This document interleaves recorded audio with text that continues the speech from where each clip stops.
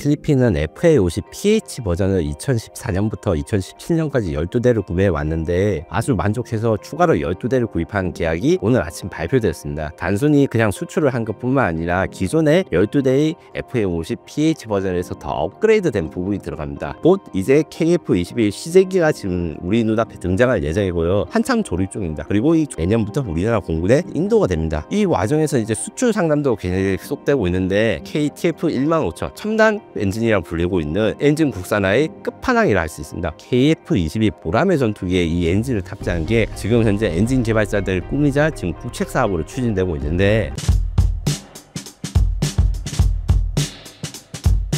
안녕하세요. 저는 에비에이션 위크 한국 특파원 김민석입니다.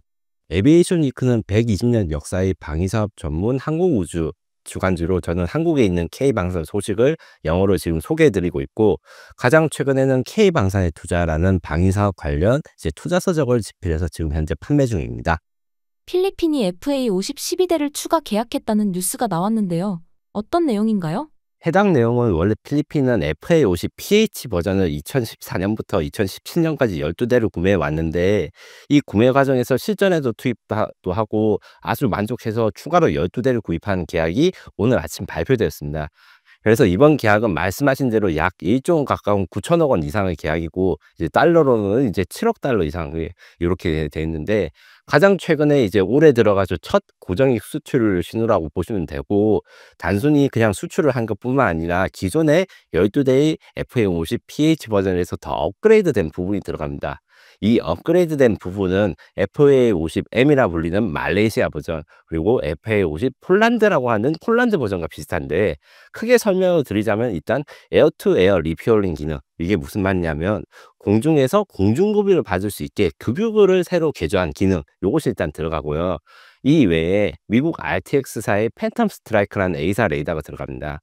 A사 레이더는 기계식 레이더에 비해서 훨씬 더 기능이 우수하고 담지거리가 좋은 차세대 레이더인데, 기존의 FA-50PH 버전에는 이스라엘제 기계식 레이더가 들어간 걸 한번 업그레이드한 겁니다. 이 외에도 신형 사이드와인더 X 대공 미사일, 그 다음에 JDAM, GPS 유도 폭탄 등 무장의 업그레이드도 이루어져 가지고 약간 업그레이드되고 정전투기에 가까운 FA-50 버전이 지금 수출되는 겁니다. 이 수출 사업으로 인해 가지고 이제 카이가 올해 첫 번째 이제 고정 수출했는데, 이 외에도 2개 국가 이상이 수주를 올해 목표로 하고 있는 것으로 제가 카이한테 이제 전달 받았습니다. 최근 벌어진 인도 파키스탄 분쟁에서 라팔이 격추당했다고 하는데요. 해당 내용을 소개해 주신다면요? 오퍼레이션 신두르라 해가지고 이제 인도 파키스탄 간의 그 카슈미르 분쟁이 있었죠. 이 테러 단체가 카슈미르에서 관광객을 살해한 것에 대한 양국 간의 긴장이 결국 국지전으로 벌어져서 인도가 파키스탄에 대한 공습을 실시했는데, 이 공습 첫날 과정에서 파키스탄인 공군이 인도 공군의 스트라이크 패키지, 그러니까 여러 대의 전투기로 이루어진 공습 편대에서 공격을 담당하는 라팔 전투기를 정확하게 저격을 한 데 성공을 함으로써 라팔 전투기를 최소 한 대 이상 추락을 했고, 정확하게 몇 대 추락했는지에 대해서 의견이 갈리지만 파키스탄은 총 5대 이상의 전투기, 그러니까 3대의 라팔 전투기, 1대의 러시아제 수-30 NKI, 1대의 러시아제 미그-29 UPG, 그리고 1대의 이스라엘제 헤론 드론 격추됐다고 발표했습니다. 인도는 이에 대해서 명확하게 반박을 하고 있지 못하다가 최근 인도 총참모전이 해외에 순방을 하면서 밝혔는데, 라팔 추락에 대해서는 인정을 했으나 정확한 대수는 차이가 있다, 그리고 정확하게 몇 대가 떨어졌는지는 알 수가 없다 해서 사실상 인도의 패배를 인정한 셈이 되는 이런 사건입니다.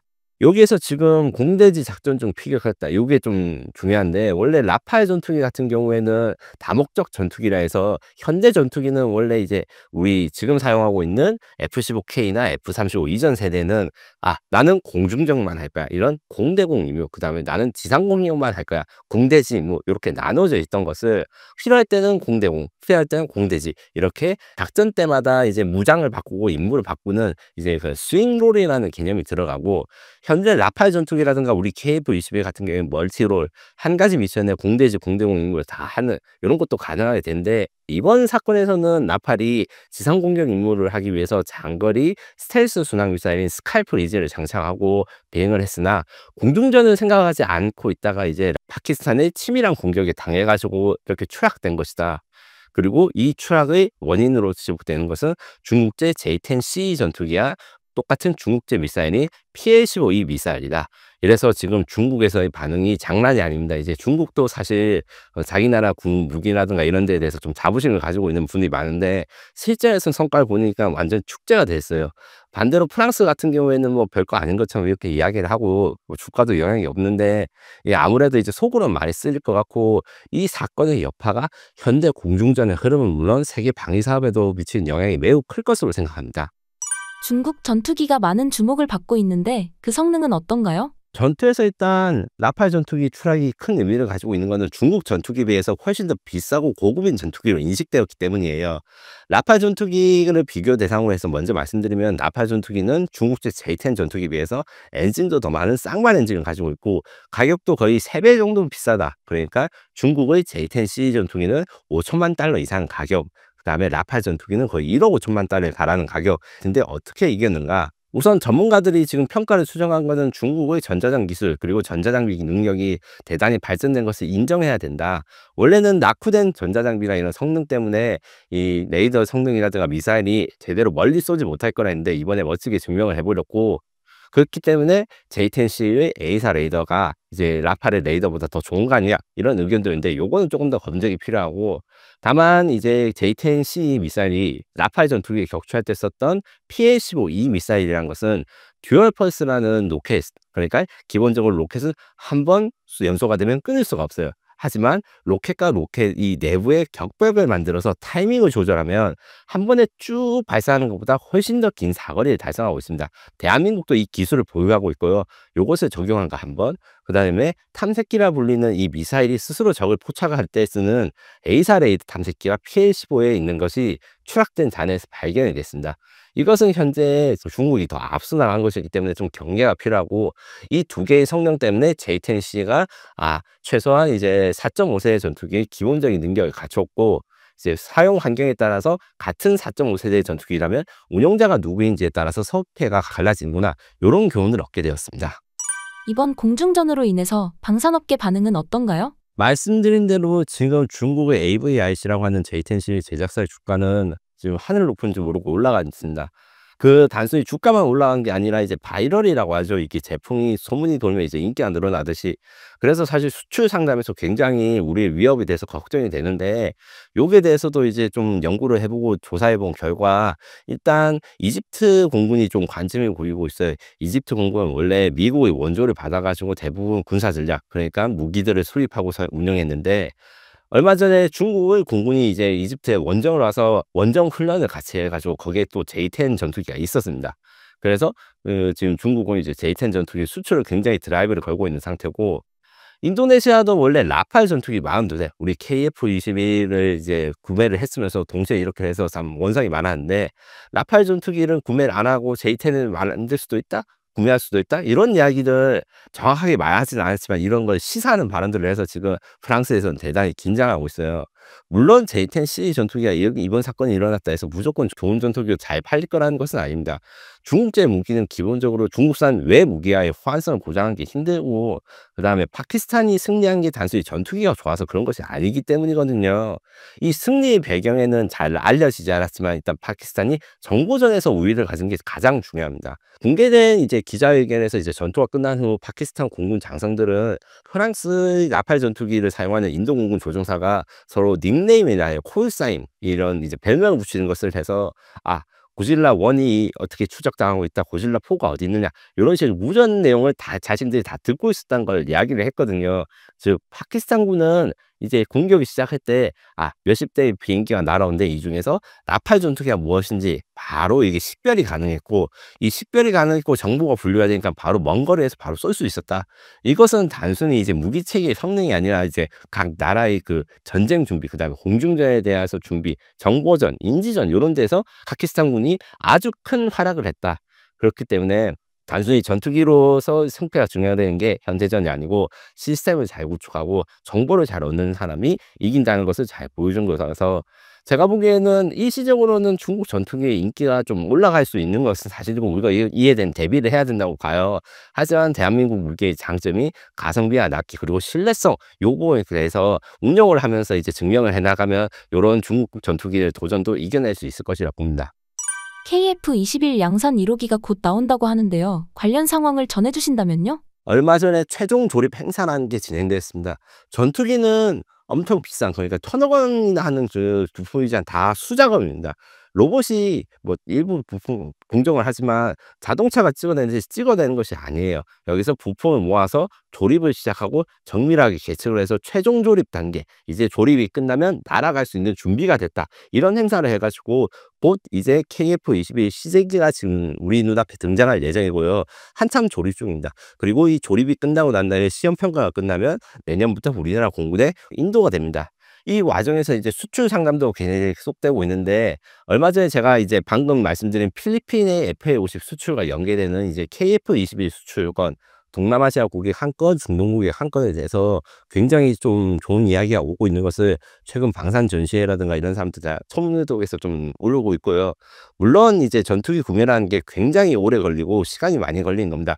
보통은 나오자마자 사는 경우는 잘 없어요. 대한민국의 방위 산업이 특별한 환경, 특별한 상황에 있기 때문에 이런 수출 상량이 벌어지는 것이라서, 이게 저 같은 전문가들이 맨날 이제 팔린다 이래서 좀 실망하실 수도 있겠지만, 저희가 보는 단기 기준은 최소 2년에서 3년 안에 팔리는, 굉장히 많이 빨리 팔리는 것이다, 이렇게 말씀을 드리고, 라팔 전투기도 지금 현재 수출 시장에서 매우 성공적으로 알려져 있는데 첫 수출이 되기까지 10년이 걸렸거든요. 다만 우리 KF-21은 계속 저희가 이제 방송에서 말했던 가성비의 장점, 그 납기 문제, 그 다음에 쌍발 4.5세대 세미 스텔스 전투기로서의 그 장점을 잘 살려서 훨씬 더 빨리 첫 수출이 이루어질 수 있을 거라고 확신을 하고, 외부 전문가들도 그렇게 평가를 하고 있습니다.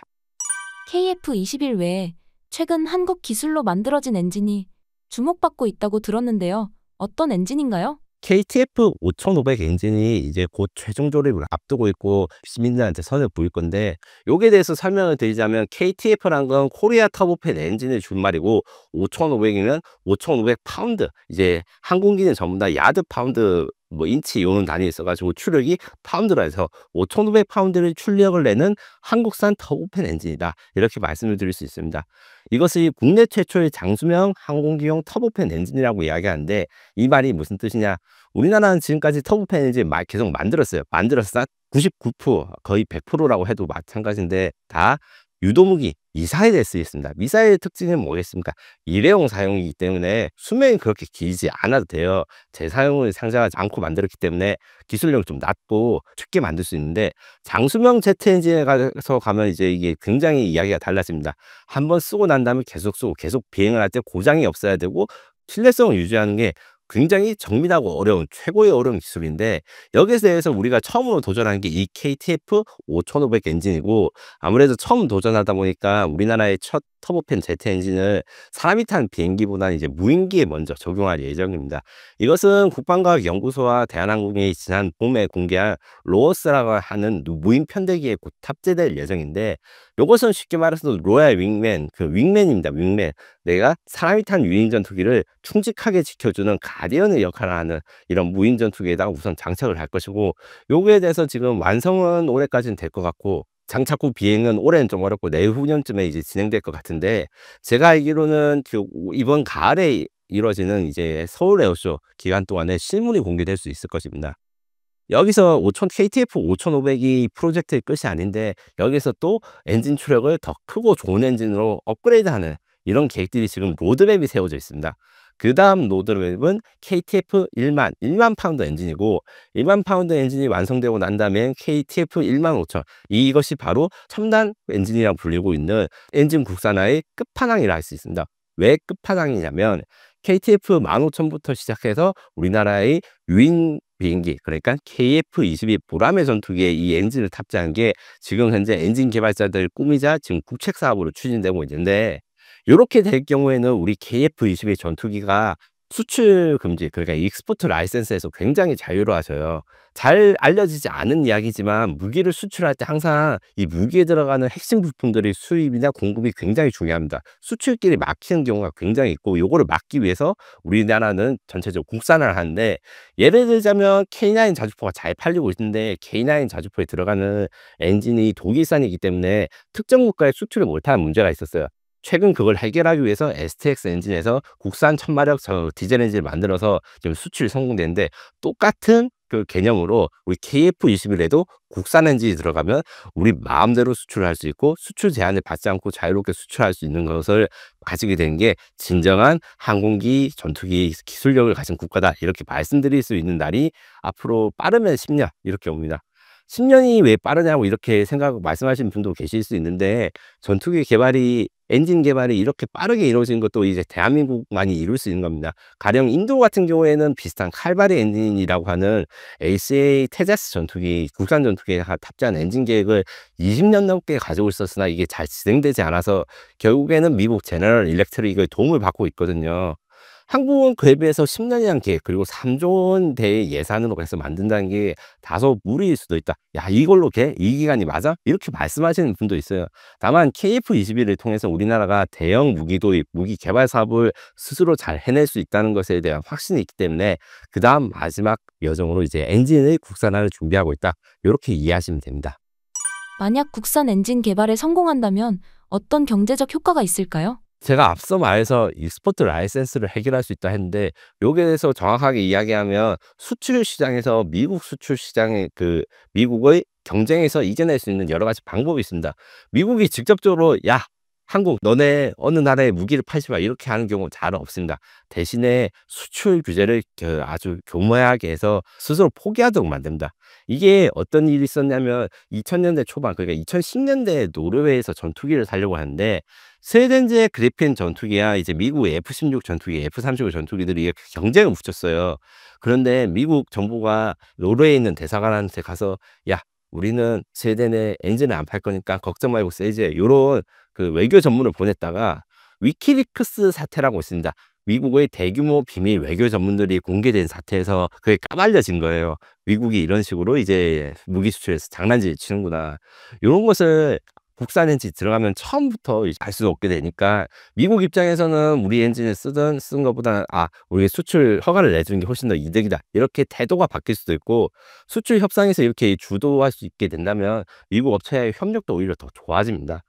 다음에 이제 수출 시장 도전으로 해가지고 소형 제트 엔진에 대한 발전이 가능한데, 이 KTF 15,000, 15,500 이렇게 점점 추력이 커질 때 특징이 내열성이 높아집니다. 더 높은 온도에서 견뎌서 작동할 수 있기 때문에 이 기능이 더 고도화되고 어려운 기술인데, 거꾸로 이 KTF 15,000, 이 국산은 터보팬 엔진이 개발될 경우 이 기술을 소형 제트 엔진이나 무인기 드론용 엔진에 가면 우리 엔진의 경쟁력이 굉장히 높아집니다. 왜냐하면 현재 이제 드론 시대가 나왔다 해가지고 수많은 드론들이 개발되고 있는데 아직 제트 엔진을 가진 드론들은 적어요. 그리고 이 제트 엔진을 가진 드론들은 대부분 엔진이 1970년대에 이제 표적기로 쓰기 위한 구형 엔진들을 사용합니다. 그런데 우리 기술로 만든 이 신형 엔진을 사용해서 이제 드론 엔진 시장에도 진출하게 되면 이 굉장히 수출 경쟁력을 가지게 될 것이고, 혹자는 그래서 KF-21에다가 국산 엔진을 달았는데 이게 팔리지 않으면 아예 경제성이 없는 거 아니냐, 이렇게 말씀하시는 분은 그 부분에서는 틀린 겁니다. 이 기술을 사용해 가지고 우리나라는 제트 엔진의 다양한 라인업을 만들 수 있다. 그리고 마지막으로 파생형을 개발할 수 있습니다. 제트 엔진이라고 하면 전투기에만 들어가나 비행기에만 들어간 걸 생각하기 쉬운데 이게 파생형이 굉장히 많아요. 우선 전투기용 제트 엔진과 항공기용 제트 엔진은 서로 코어라는 부분을 공유합니다. 터보팬 엔진이라는 건 말 그대로 터보가 있고 팬이 있는 건데, 그중에서 팬이라는 거는 원래 터보 엔진, 막 날개를 엄청 돌리고 거기서 연소를 돌려서 그 공기를 압축하는 것에 외부에다가 바람을 생산하는 팬을 넣는 게 터보팬 엔진이고, 이 바람을 넣는 부분의 크기를 조절하면 연비가 좋아지거나 혹은 속도가 빨라지거나 이렇게 조절할 수 있어요. 그래서 전투기는 속도가 빠른 중심으로 가고 수송기나 여객기는 연비가 좋은 중심으로 이 개조를 합니다. 이렇게 쉽게 단일 코어를 만들어냈으면 이게 수송기라든가 여객기 개조할 수 있는 게 첫 번째. 또 최근에 전투함에는 가스터빈이라고 합니다. 이 가스터빈이 말 그대로 터빈이지만 사실은 제트 엔진과 코어를 공유합니다.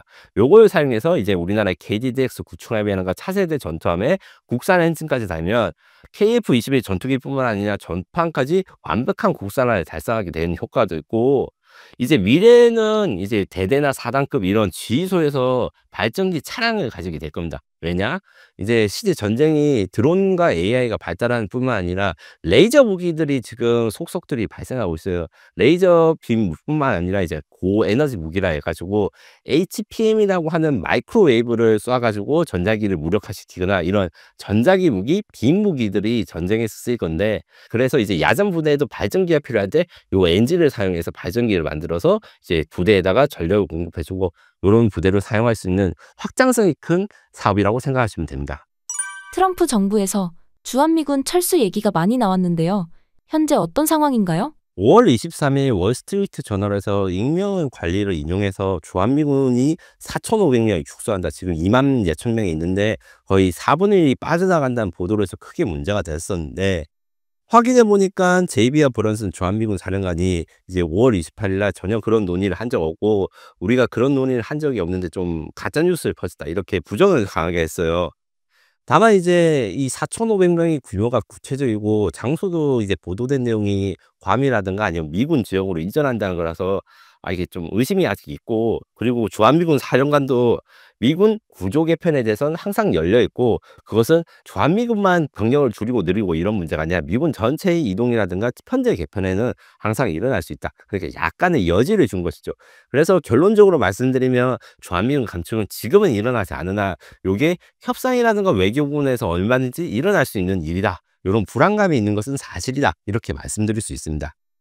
현재 주한미군의 역할은 어떤 게 있을까요? 먼저 주한미군의 역사상 역할 임무 변화에 대해서 약간 설명드리면, 한국전쟁이 끝나고 한미 상호 방위 조약이 일어났을 때 주한미군은 우리나라 서부 지역을 방해했습니다. 쉽게 말해서 그 개성 밑에 서울에서 이제 간첩이 올라오는 걸 막는 것을 미군이 했고, 미군이 지금 우리나라 군인들이 하는 GOP, GP에 다 들어갔어요. 이 과정에서 뭐 전투도 많이 나고 사망자도 있을 정도로 이렇게 했다가, 이제 닉슨 독트린이라 해서 닉슨이 이제 중국과 좀 친해지고, 그다음에 베트남전이 마무리되고, 그다음에 카터 정부가 들어서고, 이런 여러 가지 과정 중에서 축소에 축소를 거듭하다가 현재는 이제 평택에 대부분의 유군 병력이 모여져 있고, 이제 전시에 기동부대로서 우리나라에 지원하는 직접적인 지상군, 그다음에 오상공주, 이제 공군 전력, 이런 것들이 서포트를 해주고, 전쟁이 나면 이 주둔 병력이 일단 한국군과 같이 작전 계획을 발동해서 북한에 대한 도발에 억제를 할 뿐만 아니라 미군이 한미 상호 방위 조약에 의해서 지원군이 오는 것을 지원해주는 서포트의 기능이 있습니다. 그래서 혹자 혹은 이제 일부 언론이나 시각들에서는 이게 중국 침략의 기지라고 하는데, 사실 주한미군의 역할은 북한을 방어하기 위한 역할로 이제 조약상으로 명문화돼 있고, 그런 것은 좀 다소 의도를 왜곡하고 있는 부분이 있습니다. 미국의 인태 전략에서 한국의 역할은 무엇인가요? 지금 말씀드렸던 오산, 군산, 그다음 평택 기지는 공통점이 있습니다. 중국 본토에서 가장 가까운 군사 기지로 해서 중국 입장에서는 사실 이게 자기 목덜 밑에 있는 칼이나 마찬가지예요. 옛날에 1960년대 미국 근처의 그 쿠바에서 소련이 미사일 기지를 건설한다 했을 때 그 미국이 엄청 신경질적인 반응을 보이고 함대가 대치해서 제3차 대전이 일어날 뻔했었거든요. 그런 걸 생각하면 본토 근처에 있는 군사기지라는 게 가진 의미, 가장 빨리 적을 타격할 수 있는, 기습 공격에 유리한 위치라는 것은 아주 중요한 위치인 건 사실입니다. 다만 이제 거꾸로 최근에 들어서 군사학자들은 그래서 군산이나 오산, 그다음에 평택 기지에 미군 병력들을 가지는 게 위험할 수 있다, 특히 미국을 중심으로 이런 비판 여론이 있는데, 핵심은 중국이 가장 빨리 공격할 수 있는 위치도 거기이기 때문에 그쪽, 그러니까 대주한미군에 있는 그 미국 병력들이 안전에 도모할 수 있는가, 여기에 대해서 의문이 있는 것입니다. 실제로 중국은 아무래도 미사일 전력을 이제 선제 타격을 할 것이라 가지고 최근에 건설되고 있는 미국이 중국 견제용 기지는 여기에 있는데 중국을 어떻게 견제해? 이런 것들이 많습니다. 예를 들면 호주 같은 경우에 기지를 만드는데 이게 중국 견제를 해요. 왜 그렇게 호주에 기지를 만드느냐? 중국의 중장거리 탄도미사일이 사거리 밖에 있으면서도 미국군의 장거리 폭격기가 출격할 수 있는 그런 곳에다 기지를 만들기 때문인데, 요런 아웃레인지 전략으로 갈 때는 주한미군이 좀 위험하기 때문에 항상 이 감축을 해야 되냐 말아야 되냐 이 논쟁이 있을 수밖에 없습니다. 그리고 한미 동맹은 기본적으로 이제 북한에 대한 위협을 하기 때문에 그 일부 그 언론이나 그 정치인들이 말하는 것처럼 뭐 중국과 미국이 싸우는데 우리나라가 강제로 들어가야 되고 요런 것들을 좀 한미 동맹에 대해서 다소 오해를 하고 있는 것으로 생각하시면 되고, 다만 지정학적으로 우리가 미국이랑 더 가깝고 한국, 미국과 동맹국이기 때문에 생긴 문제지 주한미군이 배치돼서 뭐 전쟁 위협이 높아지거나 이런 것은 결코 아닙니다. 주한미군이 감축된다면 한국은 어느 정도 타격을 입게 될까요? 실제로 병력 감축은 없었으나 최근에 패트리어트 부대가 철수돼 가지고 이제 중동 쪽으로 전개되고 있다, 이런 보도들이 있었고, 저도 위성 영상이나 보도를 봤을 때 일부 장비들이 재배치되고 있는 건 맞아요. 이럴 경우에는 아무래도 방어막, 그리고 우리나라의 미사일 방어막이라든가 이런 것을 미국에 좀 의존하기 때문에 요격 미사일 숫자가 줄어드는 거는 그만큼 북한 미사일이 요격할 수 있는 숫자가 줄어들게 돼서 취약점이 있을 수도 있고, 다만 이제 주한미군 실제로 감축되었을 때 우리는 어떻게 대응했냐, 역사를 좀 돌아보면 단순히 감축됐으니까 뭐 북한에 넘어가 이런 건 절대 안 하신 건 알고 있을 거예요. 미국 사업 혹은 예비군 창설, 그 여러 가지 군사 혁신을 통해서 우리가 그동안 극복을 해 나갔고, 이를 통해서 대한민국의 국방력, 그다음에 방위 사업이 발전한 것도 사실입니다. 미군이 없는 자리에 메꾸기위해서 미사일 방어 기술이라든가 아니면 공군력 증강, 이런 것들이 아마 증강돼 그 시도될 것으로 보이고, 요것들이 잘 협상되고 그다음에 미국과의 협의를 통해 가지고 이제 잘 해결되는 게 이제 우리가 바란 목표이나, 다만 이제 트럼프 같은 경우에는 모든 것이 다 돈벌이로 생각하고 협상과 동맹도 돈으로 바꾸고 싶다 생각할 수 있는 다소 위험한 사람인 건 사실입니다. 이 평가는 제가 그 하는 말이 아니고 미국에서 미국 전문가들이 하고 저한테 말씀을 해 주시는 거예요. 항상 조심해야 된다. 그렇기 때문에 거꾸로 말해서 주한미군과 그 미군의 가치를 트럼프한테 인식시키는 작업, 주한미군이 있음으로써 미국이 얼마나 이득을 얻는지 요런 설득하는 작업과 함께 한미 동맹으로서 한국이 미국의 이익에 얼마나 부입하고 있는가, 한국의 군사력 그다음에 방위 사업 능력이 중국을 견제하는 데 어떻게 도움이 되는가를 설득을 하게 된다면, 이런 주한미군 철수 우려에 대해서 직접적인 철수를 줄이는 것은 물론 철수를 하더라도 그 안보 공격을 메울 수 있는 역량을 더 만들 수 있는 기회가 되리라고 생각합니다. 주한미군과의 마찰음이 생기는 지금 한국은 어떤 기회를 잡아야 할까요? 말씀드린 대로 대한민국은 주한미군이 굉장히 중요하고 소중하게 대한 것은 사실입니다. 하지만 주한미군을 철수한다 해가지고 결국 포기하지 않고 우리만의 답을 찾아왔던 이 역사를 우리 지금도 계승해야 됩니다. 한미동맹의 가치가 일단 정치 성향에 관계없이 동일하다, 여기에 대해서 좀 미국한테 인식을 해줘야 되고, 실제로 지금 제가 취재를 한 바로는 이제 정권이라든가 이런 정치권의 그 변화랑 관계없이 한미동맹의 굳건한 확보 의지가 있다, 저는 이걸 확인했고, 트럼프의 과도한 요구에 대해서 우리가 경계를 하는 것은 필요하고, 경계를 어떻게 하느냐, 미국 내부에서도 트럼프의 이런 요구에 대해서 불만을 가진 분들이 있습니다. 그분들과 연계해서 트럼프를 설득해야 됩니다. 과도한 중등비 협상이 있을 것이라고 이야기를 하고 1기 트럼프 때도 실제로 있었는데, 1기 트럼프 때는 이제 잘 우리나라 주한미국을 같이 한국의 가치를 잘 설명했을 뿐만 아니라 우리가 좀 미국 무기들 좀 많이 사줬어요. 그 미국 무기 수입국으로서. 그래서 트럼프한테 우리가 돈이 된다, 이익도 된다, 같이 가자, 이렇게 설득했고, 트럼프 2기의 방위비 협상도 비슷하게 진행될 건데 1기 때보다 지금 2기가 좀 더 적극적인, 좋게 말하면 이제 트럼프 정부가 좀 말씀드리면 가진 거 다 내라 뭐 이런 태도를 보이기 때문에 오히려 좀 더 당당하지만 이제 동맹에 기반해서 트럼프가 무리한 요구를 하면 그것에 의해서 미국의 국익이 얼마나 손해를 보는지 이런 것에 대해서 설득하는 게 필요하고, 반대로 우리가 제공해 줄 수 있는 안보상의 이익이 무엇인지 이렇게 여러 가지 이야기를 해줄 수 있는데, 천만다행히 우리는 1기 트럼프 때보다 더 진보된 카드를 가지고 있습니다. 그게 뭐냐면 우리 K 방위 사업이죠. 다들 MRO라든가 이런 사업, 이런 용어들에 대해서 좀 들어보셨을 건데, 트럼프 취임 첫날에 트럼프가 한국에 전화를 해서 조선업에 협력하고 싶다, 미국 해군을 재건하는데 항복이 필요하다, 이렇게 말씀드린 것이 기억날 것입니다.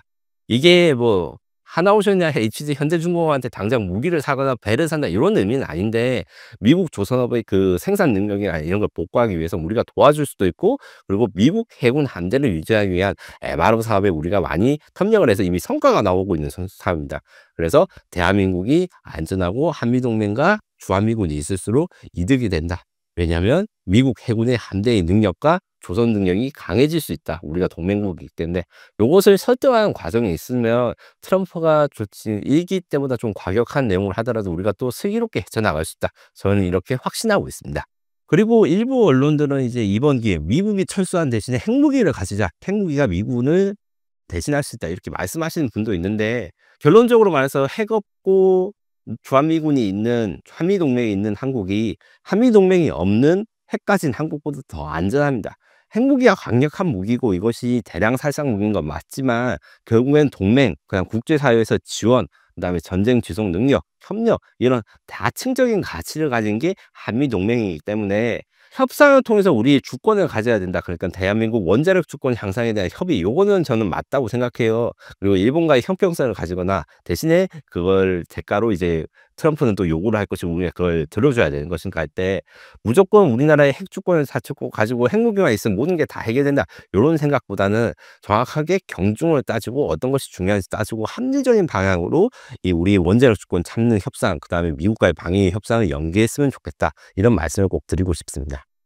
최근 중국 군사 잡지에서 전쟁 없이 대만을 무너뜨리는 방법을 기재해서 논란이 됐었는데요. 어떤 내용인가요? 저도 찾아봤는데 보도 매체는 사우스코리아 모닝포스트 SCMP라는 홍콩 매체이고 이들이 직접적으로 보도를 한 게 아니라 함선 지식이라고 하는 중국 밀리터리 잡지 요게 최신호에 대한 그 전쟁 시나리오가 있는 걸 인용을 한 거더라고요. 요런 방식 같은 경우에는 직접적으로 말하기 좀 껄끄러울 때 쓰는 방식인데 그래서 왜 껄끄러운가 봤더니 이제 사우스 차리아 모닝 포스트는 다 비교적 이제 균형을 잡을 이런 평가를 받기 위해서 이제 하는 거라서 좀 이런 신경을 썼다. 자기들이 한 말이 아니고 우리는 인용을 했다 이런 거라서 인용 내용을 봤어요. 결국에는 싸우지 않고 전쟁 대만을 무너뜨린 거는 그래서 전쟁을 안 하겠다는 건 아니고 이제 대만을 공격을 할 때 초기 공격으로 대만의 역습이나 그 공격 의지를 꺾을 수 있으면 단 한 번의 공격으로도 대만을 굴복할 수 있다. 요런 시나리오더라고요. 그래서 전쟁을 하지 않는다. 왜냐하면 서로 주고받고 하는 게 전쟁이기 때문에 일방적으로 한 번에 줬을 때 타격을 줄 수 있다. 그래서 어떻게 할 수 있나 봤을 때 대만은 북부와 남부가 좀 분리되어 있습니다.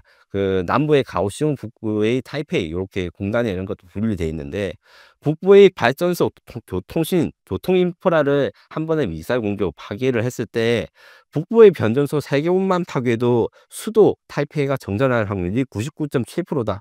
왜냐하면 워낙 좁은 도시에 많은 인프라가 모여 있기 때문에 핵심 시설만 불능한 되더라도 이제 군사적 작전이 불가능하다. 예, 있고 나비 효과로 연쇄적인 대만 분기를 기도한다. 이런 내용들이 있어서 어떤 생각을 봤는데 인프라가 붕괴되면 지휘 통제가 붕괴되고 군사력 무기가 있어도 제대로 쓸 수 없기 때문에 아 우리가 제대로 대응을 못하겠구나. 대만이 생각하면 항복을 하게 된다. 이런 이야기고 이거를 최적화하기 그러니까 이런 효과를 극대화하기 위해서 자연의 힘도 빌어야 된다. 그러니까 자연재해, 태풍이 오는 직전에 이런 걸 선택해서 이제 정전 요도를 유도하거나 혹은 선거 등 정치적으로 이벤트가 있을 때 하면 이제 뒤숭숭하기 때문에 이 효과를 극대화할 수 있다. 그리고 이 와중에 사이버 공격을 통해 가지고 대만을 이제 혼란스럽게 해야 된다. 이런 것도 있는데 실제로 보니까 대만에서는 대만판 드라마에서 중국이 이렇게 공격을 해 가지고 대만이 마비되는 시나리오 이런 거에 대한 드라마도 있어요. 제가 드라마 전편은 못 보고 1화가 유튜브에 공개된 걸 봤는데 실제로 이제 이런 그 초기 공격으로 이제 대만을 마비시키고 정전되고 물이 떨어지고 이런 상황이 있고 대만의 그 방송국을 중국 해커들이 해킹해서 무조건 항복해라는 것을 이제 전광판이라든가 TV에다 다 틀어주는 거예요. 요런 걸로 굴복을 시키거나 아니면 전쟁에 대해서 이제 수행 의지를 꺾는 요런 것들에 대해서 대만도 걱정을 하고 있는 건 사실입니다. 다만 이것은 다소 혹평이고 위시풀 띵킹이라 하죠. 좀 희망적인 사고 이랬으면 좋겠다라는데 왜 그러냐면 대만도 바보가 아니기 때문에 이런 대책이나 이런 전술을 모르지가 않습니다. 모르지가 않으니까 대만에서 드라마도 나오겠죠. 똑같은 전술에 이제 제로데이라는 드라마인데 TSMC 공장을 마비시키거나 아니면 확보를 하는 게 제일 중요한데 그 이게 좀 계륵이에요. 뭐가 계륵이냐면 중국은 결국 대만에 가지는 게 정치적인 목적도 있지만 TSMC를 확보하게 되고 TSMC 공장이 미국에다가 공급을 못하게 되면 이 최신 반도체의 주권과 기술력을 앞서나가게 되는 기술 패권을 얻게 됐기 때문에 전쟁이 나거나 아니면 이런 공격을 했을 때 TSMC를 남겨둬야 되는데 변전소가 끊기거나 해서 전력을 끊는 방식으로 정복을 하면 뭐 TSMC가 남을 수 있겠죠. 하지만 그것을 대만이 모르는 바도 아닙니다. 이런 사고가 있을 때 대만이 스스로 파괴를 하거나 아니면 이 변전소라든가 이 인프라가 파괴되지 않게 방어 무기를 배치할 수도 있고 실제로 TSMC 공장은 남부와 북부에 분산되어서 나눠져 있고 여기다가 M1A2T 최신형 탱크라든가 방어 장비들을 완비하고 있어요. 그렇기 때문에 이 대만 사람들한테 그 정전이 되고 물이 끊어져 가지고 우리가 너무 힘이 없는 나라니까 항복하자." 이렇게 되기가 쉽지 않아요. 요런 것을 기대했던 전쟁 중에 하나가 처음에 2차 이라크 전쟁이지, 부시 전 때 일어났던 그 테러의 전쟁 이거랑 그다음에 최근에 일어났던 우크라이나 전쟁이었는데, 2차 이라크 전쟁 때도 사실은 전쟁 전에 이제 전력 폭탄이나 이제 정전 폭탄으로 미국이 바그다드 시내를 전동시키고 막 돌진을 하고 이랬을 때 저항색들은 끝까지 있었고, 우크라이나는 더 심했죠. 폭격이나 이런 거 있을 때 원래 러시아군의 계획으로는 이제 젤렌스키가 뭐 이틀 3일 만에 잡히거나 항복하고 이렇게 될 줄 알았는데, 웬걸 오히려 더 항전 의지가 높아지고 국민들의 싸우겠다는 의지가 높아서 지금 장기전이 됐잖아요. 대만도 이렇게 될 가능성이 굉장히 높다. 또한 여기다가 대만도 상당한 에너지 편중국입니다. 이게 원전이 지금 없어서 건설 이야기를 하고 있긴 한데, 대체 에너지 부분에선 투자를 많이 하고 있고, 대체 에너지가 기상의 문제는 있지만 이런 외부 공격이라든가 이런 데 굉장히 강한 면이 있습니다. 왜냐하면 송전망을 대부분 다 중앙 집중식으로 쓰는 그 화석연료 같은 경우에는 아주 구석에 있는 데서 큰 발전소가 있고 거기서 송전을 하는데, 이제 대체로나 이런 태양광 풍력으로 가면 그 지역에서의 송전 능력이 있기 때문에 이걸 없애는, 노드를 없애는 게 좀 어렵거든요. 요런 것까지 있어서 이게 가능은 하고 위협은 느낄 수 있으나 실제로 실행되기는 어렵다. 요런 생각으로 가지시면 됩니다.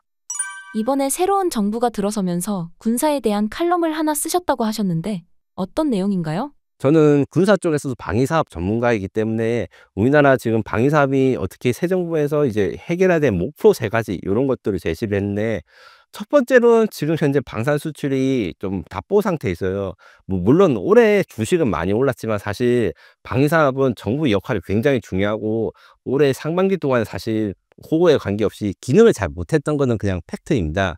그래서 수출 진흥을 위해서 정부의 역할이 있는데, 그 정부의 역할 중에서 중요한 게 새로운 시장 개척을 도와줘야 됩니다. 그중에서도 미국 시장 진출이 가장 중요한데, 동유럽과 이제 중동 중심의 우리 수출 시장을 확장하기 위한 유일한 남은 땅 미국이 있고, 현재 이제 K9 자주포의 그 차륜용 버전, 그다음에 FA-50 전투기의 해군용 훈련기 버전, 혹은 이제 비공 유로켓 요런 것들을 지금 미국에다 지금 판매하고 있고, 요거에 대해서 외교적인 노력과 이제 우리 국가적인 노력을 더해야 되고, 두 번째로 이제 방산 클러스터라 해 가지고 지금 우리 방위 사업을 좀 체질을 개편해야 됩니다. 원래 방산 혁신 클러스터라 해서 그 우리 방산 방위 사업체들은 주로 수도권에 위치해야 되보다는 지방에 있는데, 이 지방에서 어느 동네는 미사일을 잘 만들고 어느 동네는 기동 장비와 탱크를 잘 만들고, 요런 것들에 대한 혁신 클러스터 사업들이 좀 답보고 상태가 돼 있어서 요것들을 지원해 주고 소부장에 강화를 해야지. 이 소부장이 강화한다는 건 뭐냐? 이 우리 K9 자주포 KF-21에 들어가는 외국산 부품을 줄일 수 있다.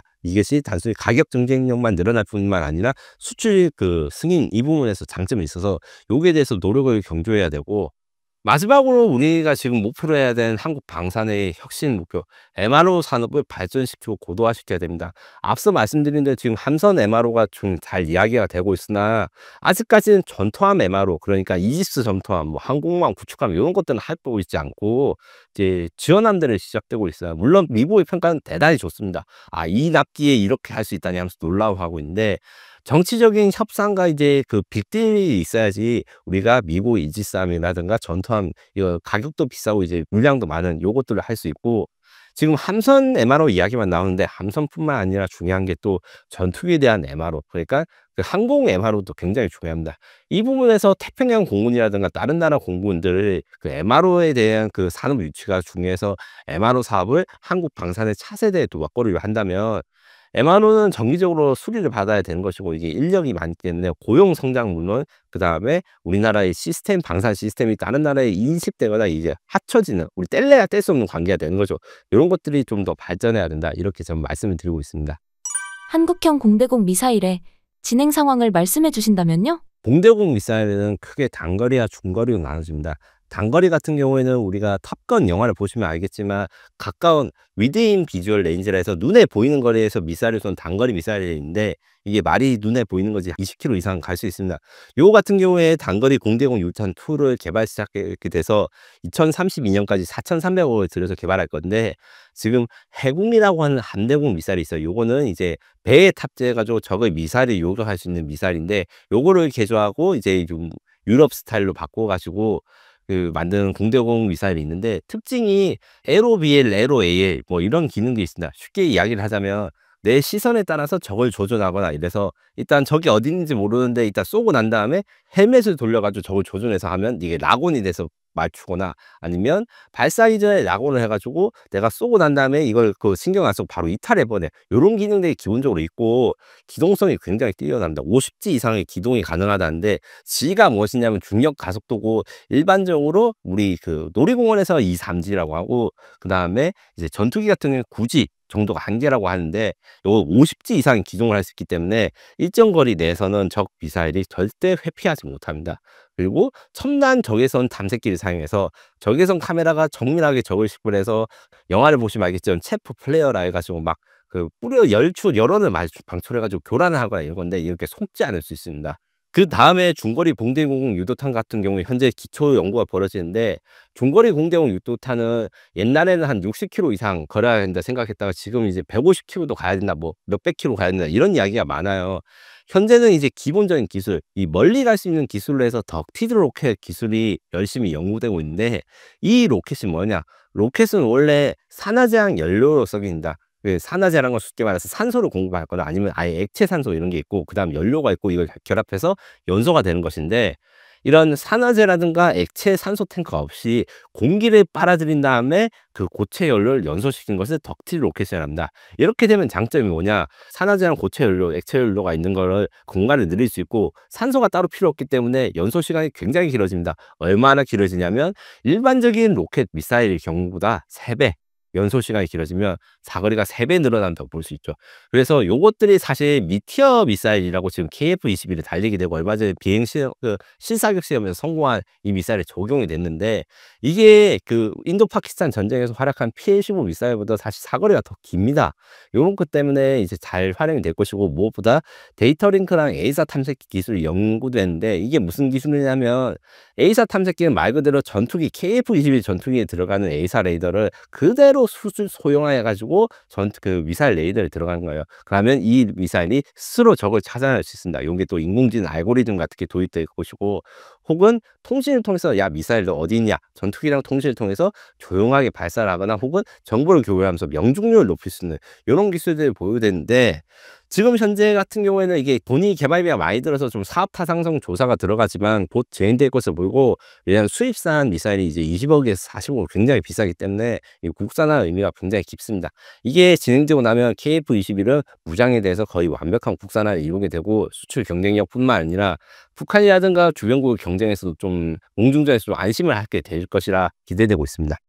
이번 인도 파키스탄 분쟁에서 K9이 배치됐었다고 하는데 어떤 성능을 보여줬나요? K9 자주포와 SH-15 자주포를 비교를 많이 하시는데 일단 이 전쟁이 터져가지고 K9 자주포가 배치된 게 아닙니다. 지금 인도 파키스탄 항상 산발적인 교전이 일어난 동네라는 거 잊으시면 안 돼요. 우리나라 DMZ에서 막 가끔 표적이 일어나는데 북한 영토로 막 떨어지고 이렇지는 않거든요. 근데 인도 파키스탄 국경은 그런 게 됩니다. 그래서 카슈미르 지역의 인도군과 파키스탄군은 각각 K9 자주포와 SH-2로 자주포를 하는데 이 K9 자주포 같은 경우에는 바주라라는 이름으로 쓰여져 있고 추가 주문을 받았어요. 인도 육군이 굉장히 만족하고 있습니다.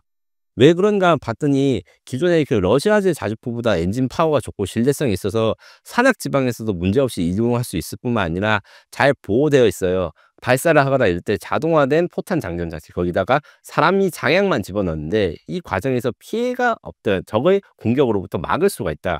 연평도 포격전 때 실제로 우리 해병대 장병들이 K9을 사용해가지고 포탄의 파편이 떨어지고 하는 와중에도 전투를 벌인 게 이미 시절에서 증명이 됐고 인도 육군이 그것을 굉장히 만족하고 있습니다. 근데 이거를 거꾸로 말하면 이제 파키스탄이 사용하고 있는 중국산 SH-15 자주포에서는 이런 것들이 부족하거나 없는 것들이 많아요. 일단 차림용 자주포기 때문에 파워가 이런 게 좀 부족하고 포를 쏠 때 어떻게 하느냐 진지에 간 다음에 스페이드라 해가지고 이게 박는 그 말뚝 같은 게 있습니다. 그걸 박고 난 다음에 승무원들이 외부에서 포탄과 장약을 장전합니다. 일반인 즉슨 이제 K9 자주포가 대포병 사격 적이 포병 사격하면 이게 포병으로 대응하는데 SH-15 자주포는 이게 포병 대포공 사격해도 K9 자주포의 승무원들을 타격할 수 어려워요. 하지만 K9 자주포의 155가 이제 그 SH-15 자주포에 떨어지면 이게 승무원들이 다 노출이 되기 때문에 다 사망하게 됩니다. 이런 방어력이 크게 부족하고 그 밖에 발사 속도라든가 전체적인 성능이 K9이 훨씬 뛰어나서 파키스탄은 사실 또 발전된 자주포를 요구하고 있어요. 중국에다가 자동 장전 기능이나 아니면 안에서 쏘고 이런 장전이 가능하도록 이 아직 그 승인이 되지 않은 걸로 보이는데 아마 파키스탄도 이런 걸 단점을 잘 알고 있기 때문에 성능 개량이라든가 신형 자주포 구매에 대해서 의사를 타진할 것으로 보이고 그렇게 되면 또 인도가 K9 자주포를 개량해요. 지금 우리가 말하고 있는 K9 자주포는 K9A1이거든요. 그래서 자동 장전 기능을 가져서 승무원을 5명에서 3명으로 줄이고 발사 속도가 더 빠른 A2라든가 아니면 유무인 복합 자주포라는 차세대 자주포도 이제 아마 인도군이 이렇게 되면 자연스럽게 경쟁을 하면서 사게 될 것으로 생각합니다. 이번 인도 파키스탄 분쟁 전에 있었던 분쟁에서 파키스탄이 중국 자주포 성능에 대해 따졌다는 소문이 있는데요. 당시 어떤 일이 있었나요? 이 건에 대해서 제가 여러 가지 알아본 결과 이 내용의 전모가 팩트를 체크해서 나온 게 단 없습니다. 다만 이제 정황상 인도 파키스탄 분쟁에서 파키스탄이 굉장히 불만을 가지고 있다. 중국산 자주포에 대해서 여기에 대해서 여러 가지 대책을 요구했고 반영이 되었는데 일단 파키스탄의 그러니까 인도의 카슈미르에서 포격전은 계속 벌어지고 있고 여기에서 이 한국군의 K9 자주포를 인도가 굉장히 만족한 거는 팩트이고 100대 추가 주문했다. 요거까지 팩트입니다. 근데 말씀드린 대로 SH-15 자주포는 단점이 많고 좀 한계가 있기 때문에 인도군 입장에서는 이제 좀 자신감 있게 포격을 할 수 있고 파키스탄 반대로 수정을 요구해서 제가 알아본 결과 일단 파키스탄 포탄을 바꾸려고 하고 있어요. 무슨 말이냐면 K9 자주포 공격을 받으면 위험하니까 K9 자주포 사거리 밖에서 공격할 수 있는 복합 추진탄을 중국으로부터 제공받고 있다고 합니다. 요거는 어떤 거냐면 포탄의 사거리 늘리는 방법이 여러 가지가 있어요. 뭐 그 여러 가지 방법을 따라서 포탄의 종류가 달라지는데 이 복합은 포탄의 사거리를 늘리는 방법을 3개 이상 적용해 가지고 있는 대로 늘린 겁니다. 그래서 약 K9 자주포는 40km 정도의 그 최대 사거리를 가지고 있는 반면 중국은 지금 현재 50km대로 해가지고 10km 더 늘어난 포탄을 파키스탄에 공급했고 이러면 또 우리나라가 약한가? 그런 게 아닙니다. 우리나라도 물론 풍사에서 복합 추진단을 완성해가지고 시험 사격이 됐습니다. 요것도 이제 또 인도에다 수출해가지고 이 포격전에서 인도가 우위를 가질 수 있게 우리가 좀 지원을 해줄 수 있습니다. 다만 이제 실전 경험 리포트를 한다든가 이런 걸 인도에서 사실 내놓지는 않아요. 그 이번에 인도 파키스탄 공중전도 그렇고 잘 되든 안 되든 좀 비밀로 하는 경향이 있어서 우리가 인도군이 이렇게 실전에서 활용하고 있으니까 다른 나라한테 사실 이렇게 세이지 하는 것은 조금 어렵다고 합니다. 다만 우리는 말씀드린 대로 연평도 포격전에서 이 실전에서 성능을 입증했기 때문에 해외 수출을 하거나 해외 방산 전시회를 할 때 제가 들은 이야기인데 하나 에어로스페이스 이제 직원 중에서 해병대 포병 출신 직원분이 오셔가지고 우리가 이제 해병대가 어떻게 싸우고 이런 것들을 항상 바이어들한테 말씀을 해주신다고 합니다. 2025년 K방산 프로젝트 중 가장 주목해야 할 게 있다면 어떤 게 있을까요? 녹화 시점 기준으로 이제 가장 중요한 이벤트가 하나 오고 있습니다. 장보고 3 배치 2 잠수함이 진수가 될 예정입니다. 이것은 장보고 3는 3,000톤급 중형 잠수함으로 우리나라 첫 독자적인 설계의 잠수함일 뿐만 아니라 SABM을 가지고 있습니다. 제가 얼마 전에 또 이 SABM을 개발하기 개발자분과 또 만나가지고 이야기 좀 들을 수 있었는데 성공했을 때 진짜 옆에 누가 있는지도 모르고 막 껴안고 울었다 하시면서 하신다라고요. 이 SABM을 수량이 늘어난 게 장보고 3 배치 2의 가장 큰 특징인데 기존에 6발에서 10발로 들어와서 타격력이 늘어났고 그 다음에 전지 부분에서 개량이 이루어졌으며 차세대 성능 잠수함으로 지금 캐나다라든가 홀란드에서 제한되고 있는 모델이 바로 이 배치 2 모델입니다. 이게 곧 진수가 돼서 공개가 될 것으로 보이고 한 명 이름도 제가 들었는데 이제 독립유공자 그러니까 독립운동을 하신 분 이름으로 한다고 합니다. 또 주목할 게 첨단 항공 엔진 개발. 사실 제가 첨단 엔진에 대해서 지난번에 좀 설명을 드렸는데 첨단 엔진 개발비가 좀 많이 들어요. 3조 원 이상이 듭니다. 이렇기 때문에 사실 이게 개발 승인이 나기 쉽지 않아요. 한국에서 국방 프로젝트가 몇 조 원짜리 들어가는 게 정말 어렵습니다.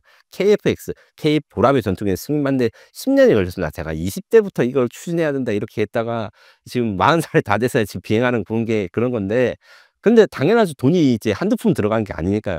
다만 이제 제가 확인해 보니까 정치권에서는 이제 정치 성향이나 이런 거 관계없이 첨단 엔진이 국책 사업이고 우리나라의 미래 먹거리라는 것을 인식하고 있기 때문에 아마 빠른 시일에 첨단 엔진 개발 시각과 승인이 되면 우리는 이제 10년 안에 이런 국산 엔진을 얻게 될 것이라고 생각하고, KF-21을 양산 1호기가 지금 제작되고 있는데 후속 사업도 벌써 시작되고 있습니다. 왜냐하면 KF-21의 개발사의 한국항공우주산업 입장에서는 당연히 인도 파키스탄의 전쟁의 교훈을 벌써 반영하고자 노력을 많이 하고 있습니다.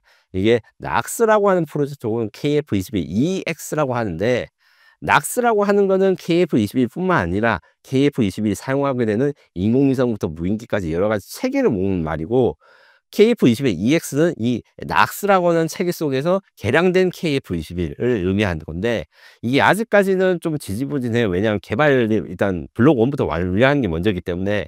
하지만 이제 인도 파키스탄에서 중국제 J-10 전투에 이렇게 위력을 갖고, 북한도 조기 경보기라든가 신형 중거리 미사일을 가져서 동대공 능력에 대한 성능 개량 요구가 있기 때문에 아마 동시에 추진돼서 빠르게 개량돼서 스텔스화된 KF-21을 우리가 멀지 않은 시간에 보게 될 날이 올 거라 기대하고, 여기에 대한 결정도 이제 정부가 받고 정책 안정되어서 좀 추진될 것으로 예측됩니다. K방산이 앞으로 넘어야 할 산이 있다면 어떤 게 있을까요? 지금까지 말씀드린 걸 일종의 좀 다이제스트한 거랑 비슷한데, 일단 수출 규제, 특히 미국의 수출 규제를 넘어서게 되는 이 능력이 필요합니다. 미국산 부품 같은 경우에는 이제 신뢰성이 있으니까 사기 쉽죠. 사용하기도 쉬운데, 폴란드 사건 FA-50에 A사 레이가 들어갈 때 수출 승인을 받는 문제라든가, 무장 같은 거에서 특별히 이유가 없는데 막 1년씩 걸리고 이런 것들도 있어요. 이런 거 이유를 설명 안 해주는 것도 있는데 이게 너무너무 힘들거든요. 일단 돈이 어쩌고 이런 거 떠나서. 그래서 부품 국산화가 가장 큰 과제 중에 하나다. 그리고 그걸 위해서는 중소기업이라든가 능력 있는 기업들, 그러니까 우리가 흔히 이제 대형 방위사업 기업들도 중요하지만 이 방위사업 기업들의 매출이나 기술력을 보장해주는 협력사에 대한 성장도 같이 필요하다, 이런 말씀을 드릴 수 있고, 우리 안보적으로는 미사일을 많이 확보해야 됩니다. 일만 양탄론이라는 썰을 지금 제가 많이 이야기하고 있는데, 이게 제 혼자 말하는 이야기가 아니라 국방과학기술연구소 소장님들이 이제 연구를 하고 미사일을 하다 보니까, 북한의 핵무기에 대한 대응력을 가지기 위해서 일단 공격과 방어용 미사일을 많이 갖추고 전시의 조기에 전쟁을 종결하는 것이 중요하다. 이것이 미사일 1만 양탄설입니다. 공격용 미사일, 방어용 미사일 합해서 10,000개가 있어야 됐다. 그러니까 우리가 말하는 현무 미사일이라든가 아니면 천국 미사일 같은 것들이 10,000발은 있어야지 북한에 대응할 수 있지 않나. 저는 더 많이 있어야 된다고 생각하는데, 근데 그에 비해서 아직 우리가 여러 가지 노력을 하고 양산을 많이 했는데 그 숫자가 부족해요. 그거에 대해서 늘리거나 아니면 이게 정책적으로 밀어주는 이런 정책들이 필요하고, 미래전에 대비한 게 마지막으로 필요한데, 미래전에 대비해야 되는 이유는 두 가지인데, 기본적으로 북한이 미래전에 대한 습득을 굉장히 빨리 하고 있어서 이게 좀 조심해야 된다. 우크라이나 러시아 전쟁에서 처음에 이제 우크라이나 전쟁에 투입된 북한군들은 요즘 말로 무지성 돌격이라고 하죠. 아무 상대 없이 드론 거에 대해서 싸웠다가 이제 막 죽고 인명피해가 극심했다고 합니다. 그런데 드론 대응 전략을 익히고 스스로 북한제 드론들을 10종 이상 선보이거나 김정은 앞에서 이런 것들에서 발전 속도가 우리 예상보다 빠르게 가고 있습니다. 우리도 이런 드론, AI, 양자 같은 신형 기술들을 사용한 무기 체계를 만들 뿐만 아니라 적이 이런 무기를 사용했을 때 대응책, 이런 것도 궁리를 해야 됩니다. 이것이 된다면 기본적으로 우리나라의 안보를 확보할 수 있을 뿐만 아니라 대한민국의 K방산 수출 상품들은 대부분 다 재래식 전력이에요. 흔히들 요즘 이야기하는 게, 영상들을 많이 보셨으니까 흑해전차 한 대 100억 원 한다는데 그게 무슨 필요 있냐, 드론 100만 원도 안 되는데 부서진다면서 이렇게 말씀하시는 부분이 있거든요. 이런 거에 대응하기 위해서 지금 우리가 안티드론 시스템을 전차에 장착한다거나 인공지능을 항공기에 장착한다, 이런 4차 산업 기술들을 기존의 재래식 무기에 접목하는 게 지금도 하고 있습니다. 하고 있는데 더 많이 해야 되고 더 열심히 해야지 이제 수출 시장에서도 살아남을 수 있는 것이죠. 지난 5월 28일 마덱스가 드디어 개막했는데 현장 분위기는 어땠나요? 마덱스는 일단 뭔지 설명을 해드리자면, 대한민국의 방위사업 전시회 중에서 조선과 해양 방위사업 전문 전시회로 2년에 한 번씩 부산 백스코에서 열립니다. 이게 서울 에어쇼로 불리는 아덱스와 함께 이제 가장 큰 방산 전시회로 불리는데, 원래도 관심이 많았지만 이번 마덱스는 진짜 역대 최고의 인파가 몰려서 깜짝 놀랐습니다. 이 정도로 인파가 많을 줄 몰랐거든요. 그래서 사람들이 좀 많이 불편하기도 했어요. 왜냐하면 예상보다 더 많은 사람들이 와가지고. 근데 생각해보면 K방산의 방산주 그다음에 조선주가 급등을 하고 난 다음에 처음 열리는 마덱스였습니다. 2년 전의 분위기랑 그때 주가랑은 지금과 비교할 수가 없다 보니까 아무래도 기본적으로 군사 전문 채널이라든가 아니면 군사 전문 기자들 이런 분들을 모시는 것뿐만 아니라 그 투자라든가 경제에 관심도 굉장히 많이 오셔 가지고 성황리에 있었고 외국인 VIP도 굉장히 제가 많이 봤어요. 현장에서. 그래서 인터뷰도 몇 번 하고 있는데 그래서 한국 방위 산업의 위상이 달라지는 것을 실감하는 계기가 되었다. 그리고 마덱스보다 사실 아덱스가 훨씬 더 사람이 많은데 와 진짜 이번 가을에 지금 아덱스라고 서울 에어쇼가 열리거든요. 그때 정말 많은 분들이 오셔 가지고 지금 행사장이 터지겠구나 얘기가 있어서 이런 것들을 좀 느끼게 있습니다. 이런 취재 경쟁도 좀 과열이라고 표현할 정도로 엄청 치열했어요. 그래서 개인적으로는 인터뷰 하나 따는데도 굉장히 시간이 걸렸습니다. 밀려 있어 가지고 외국분들 설명하고 해야 돼서. 마덱스 2025에서 주목할 만한 부분은 어떤 것들이 있었을까요? 가장 먼저 함정 MRO 부분, 특히 미국 시장 진출 부분이 좀 인상적이었는데 막 프레젠테이션이라든가 아니면 전문가의 회의를 통해 가지고 HD 현대중공업과 하나오션 둘 다 미국 시장 진출에 대한 강한 의지를 나타냈습니다.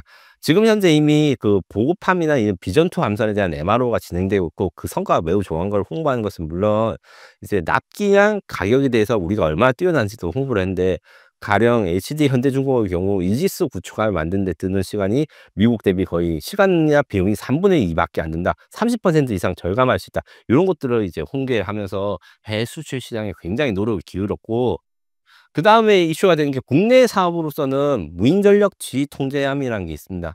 이게 말이 긴데 이제 네 글자로 하면 드론 항공모함입니다. 원래 항공모함은 대한민국 해군 계획에 있었어요. CVX라는 계획이었는데 이게 잘 안 됐습니다. 안 된 이유는 너무 비싸서이고 정확히 말하면 항공모함 비싼 게 문제가 아니라 항공모함에 들어가는 비행기가 너무 비쌌습니다. 지금 현재 CVX 계획이 들어갔던 항공모함 함재기로는 이 F-35B라고 하는 수직 이착륙기 이게 1,700억 가까이 돼요.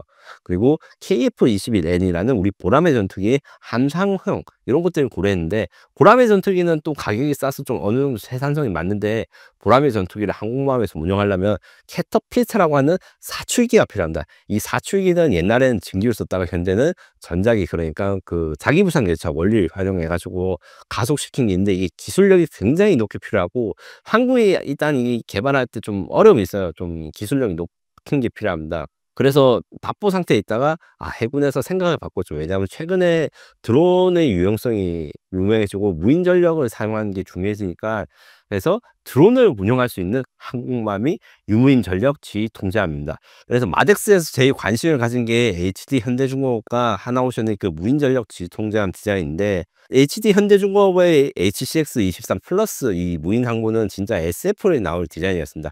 갑판이 일단 2층이라 가지고 막 거북선 같이 생겼어요. 아니면 애니메이션에 나온 것 같이 생겼고 그래서 개발자한테 물어보니까 작은 일정한 배수량 안에서 이제 최고의 성능을 뽑아내기 위해서 갑판을 이중으로 설계했고 만약에 전투기라든가 사람이 타는 비행기는 크기 때문에 이런 2층 갑판을 쓸 수 없는데 드론은 보다 크기가 작기 때문에 2층으로 나눠서 이륙과 착륙을 각각 분리돼서 동시에 하면 성능을 최대화할 수 있다. 이런 컨셉으로 진행되었고 하나오션의 경우에는 고스트 커맨드 2라고 하는 이 드론 항공을 공개했는데 요거는 일단 기본 항공모함이랑 거의 비슷합니다. 옛날에 보여줬던 이제 하나오션의 항공모함 디자인과 비슷한데 차이점은 그래도 이제 경사갑판이라 해서 이착륙과 이제 그 전자기 캐터필터가 달리 드론이 사용할 수 있기 때문에 우리가 이제 비싸서 못 만들거나 아니면 기술이 너무 많이 필요한 이거 무거운 것보단 가벼운 것 이거는 쉽게 만들 수 있기 때문에 그걸 장착했는데 하나오션은 반대로 전력화를 빨리 하는 것을 생각을 해서 지금 이 드론 항공모함 개념이 우리가 처음 시작한 게 아니라 중국이나 터키 특히 튀르키예가 좀 먼저 지금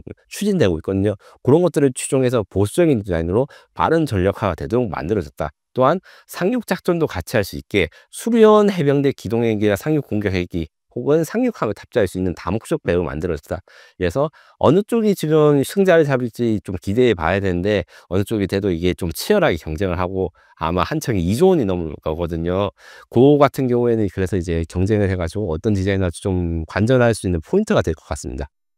지난해부터 들리고 있는 캐나다, 사우디아라비아, 폴란드 잠수함 사업은 어떻게 진행되고 있나요? 캐나다, 사우디아라비아, 폴란드 순으로 이야기를 해드리자면 일단 캐나다 같은 경우에는 HD 현대중공업과 하나오션이 KDDX도 사실 많이 싸우고 있고 지금도 아직 마무리가 안 됐지만 여기에서는 원팀을 하기로 해서 지금 하나오션이 열심히 전력 투구 중입니다. 그 장보고 3 배치 2를 제안하고 있는데, 다만 이제 문제점이 경쟁자가 독일 TKMS사의 212CD 잠수함인데 이게 너무 강력해요. 왜 강력하냐? 우리나라 잠수함 기술도 독일에서 원래 배워왔습니다. 물론 우리가 제자로서 스승을 뛰어넘었다고 저는 말씀드리고 싶은데, 신기술을 좀 도입해 가지고 스텔스 성능이라는 그 잠수함이 그 소나라든가 음판 탐지기에 탐지되지 않는 이런 것들이 독일이 좀 최신 기술이에요. 거기다가 이제 독일이 나토 국가고 캐나다도 나토 국가이기 때문에 나토 국가끼리 자기네들의 무기를 사자, 요런 여론도 있어서 쉽지 않은 측면이 있습니다. 다만 우리는 무기가 있는데 무슨 무기가 있냐? 항상 무기를 사거나 파고 할 때는 절충교육, 오프셋 이런 이야기가 있는데, 무슨 말이냐면 내가 이 무기를 살 때 상대방의 나라의 제품들 좀 사주는 절충 구매가 있습니다. 이게 심하면 100%가 되거나 100% 넘길 수도 있는데, 캐나다는 제가 정확하게 말씀드리지 않지만 막대한 양의 캐나다의 물건을 사거나 투자를 해야 돼요. 이때 우리나라의 강점이 있습니다. HD 현대중공업은 장점이 뭐냐? 계열사가 많죠. 제가 지금 정확하게 말씀을 드리지 못하는데, 뭐 HD 오이뱅크라든가 현대자동차 같은 협력사를 사용해서 캐나다의 산업 발전을 같이 추구하는 프로그램을 하면, 여기에서 강력하게 이 캐나다의 그 산업 발전에 대해서 우리가 도움을 줄 수 있기 때문에 이 잠수함 사업에서 크게 승기를 줄 수 있다. 독일은 사실 이런 거는 능력이 잘 없거든요. 그래서 우리나라의 그 캐나다 잠수함 사업에 좀 긍정적으로 보셔도 된다. 기대해 볼 만하다. 이렇게 말씀하시면 되고, 사우디아라비아 같은 경우에는 그 캐나다랑 좀 다른 게 있습니다. 캐나다는 다 좋은데 순찰용 잠수함이에요. 순찰이란 거는 적의 배가 뭐는지 감시를 하거나 이제 필요에 따라서 교전을 한 건데, 사우디아라비아는 전략적 능력, 이걸 원합니다. 쉽게 말해서 우리 장고수리 잠수함의 가장 중요한 SLBM, 수중에서 탄도미사일 발사하는 능력, 이런 것들이 필요한데, 요거를 이게 이전해 주거나 이런 협상이 좀 쉽지는 않아요. 왜냐하면 전략적인 무기이기 때문에. 그거랑 사우디아라비아 해군이 그 잠수함 승조원 육성에 대해서 좀 요구를 하고 있어서, 요 육성을 하기 위해서 한국이 좀 도와줘야 되는데, 이게 그냥 도와준다고 하면 되는데 비용이랑 설비가 좀 많이 들어가기 때문에 고려가 필요하지만 대안이 없어요. 사우디아라비아가 우리 대신에 이제 이런 SLBM 쏜 잠수함 구하려면 중국이 만든 실험용 잠수함 구매하든가 아니면 이스라엘 잠수함을 해야 되는데, 이스라엘 잠수함 구매할 수 없고 중국 잠수함 검증이 되지 않았습니다. 그래서 아마 사우디아라비아가 한테 SLBM 수출만 잘 협의될 수 있다면 요것도 대량의 그 판매가 돼서 아마 잠수함 대박이 날 것으로 생각합니다. 마지막으로 폴란드 같은 경우에는, 폴란드는 HD 현대중공업과 하나오션이 따로 제안을 하고 있습니다. 그래서 하나오션 같은 경우에는 지금까지 계속 이야기한 장보고3 배치 2 요거를 계속 제안하고 있고, 요건 3,000톤급이고 디젤 잠수함 치고는 굉장히 비싼 고급입니다. HD 현대중공업은 이하 별개로 해 가지고 HDS 1500, 2300, 800이라는 시리즈를 이번에 내놨는데, 숫자가 의미한 게 뭐냐? 배수량입니다. 쉽게 말해 가지고 HD 현대중공업은 좀 가성비 시작, 그다음에 이제 성 좀 줄어든 크기의 작은 잠수함들을 좀 세일즈 포인트를 잡고 있는 거예요.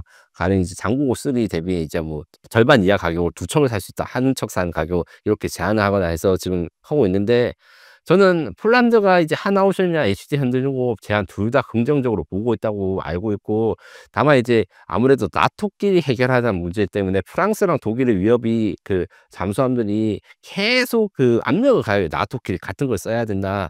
그 성능만으로, 그러니까 검증만으로 보면 지금 제가 말한 위험하다고 했던 프랑스 잠수함, 뭐 스콜펜이라든가 아니면 바라쿠다급, 그리고 212CD 독일 같은 경우에는 성능은 우리보다 좋다고 하는데, 문제는 이게 아직 도면에만 있습니다.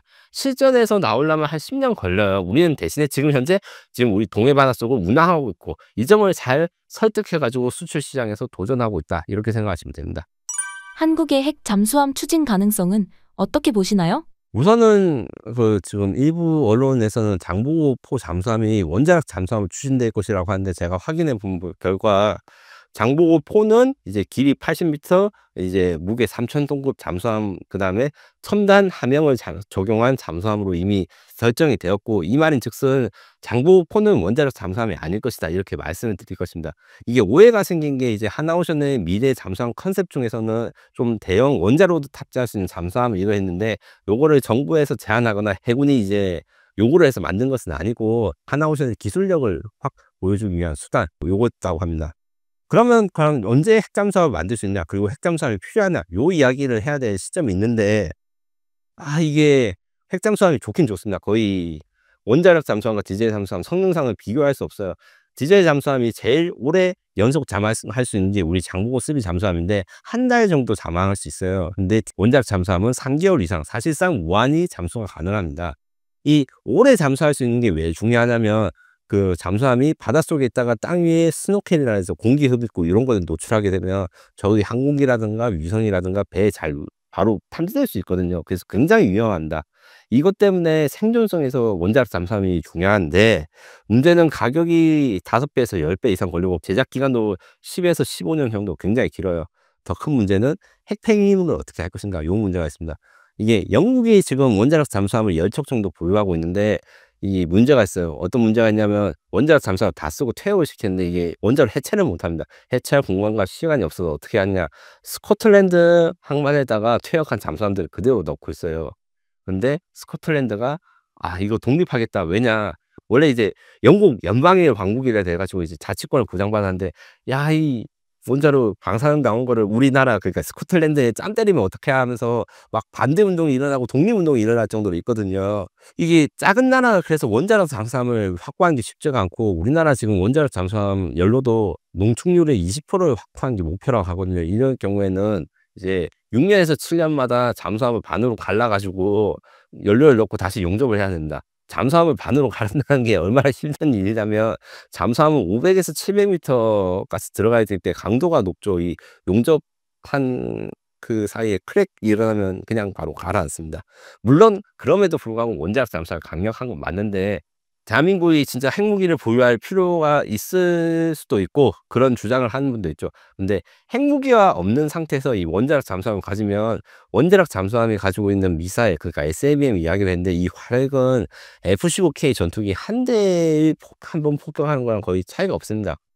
핵무기가 없으면 그래요. 재래식 그 SLBM은 한계가 명확합니다. 그래서 우리나라가 핵무장을 선언을 하게 되고 이제 핵무기를 가지게 된다면 이런 원자력 잠수함 당연하게 가야 될 것인데 이제 호주 같은 경우에는 그 원자력 그러니까 핵무기가 없는 상태에서 원자력 잠수함을 지금 추진하고 있다가 크게 지금 괜히 샀다 이러고 있거든요. 왜 그러냐면 가격이 너무 비싸서 뭐 호주는 이제 B-21 폭격기라든가 아니면 이지스 구축함 뭐 전력 증강 사업이 많은데 오커스라고 하는 원자력 잠수함 구매 예산으로 지금 한 척에 거의 20조 이렇게 이야기를 하니까 돈이 감당이 안 됩니다. 국방 예산이 줄어들게 되는 효과가 있고 그다음에 원래 호주는 그 원자력 잠수함 구매가 허락받는 이유가 딴 거 아닙니다.